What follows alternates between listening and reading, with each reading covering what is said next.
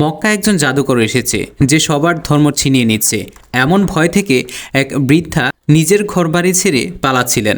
বৃদ্ধার সাথে থাকা মালপত্রগুলো অত্যন্ত ভারী ছিল, যা তিনি একা তুলতে পারছিলেন না।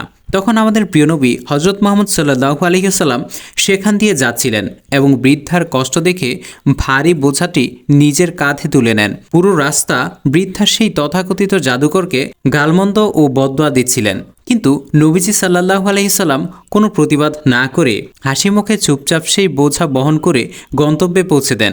গন্তব্যে পৌঁছানোর পর বৃদ্ধা অত্যন্ত খুশি হয়ে নবীজির পরিচয় জানতে চান।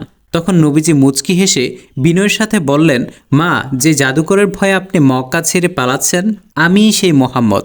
এই কথা শুনে বৃদ্ধা অবাক হয়ে যান এবং বুঝতে পারেন নবীজির মহান চরিত্রই আসল জাদু। তিনি তৎক্ষণাৎ ইসলাম ধর্ম গ্রহণ করেন এবং কালিমা পড়ে মুসলিম হয়ে যান। এটাই তো আমাদের রাসূল সাল্লাল্লাহু আলাইহি ওয়াসাল্লামের চরিত্র। আর একজন মুসলিম হিসেবে এই ঘটনা শেয়ারের মাধ্যমে সবাইকে দেখার সুযোগ করে দেয়া আপনার ঈমানি দায়িত্ব। আর কমেন্টে সুবহানাল্লাহ লেখা উচিত।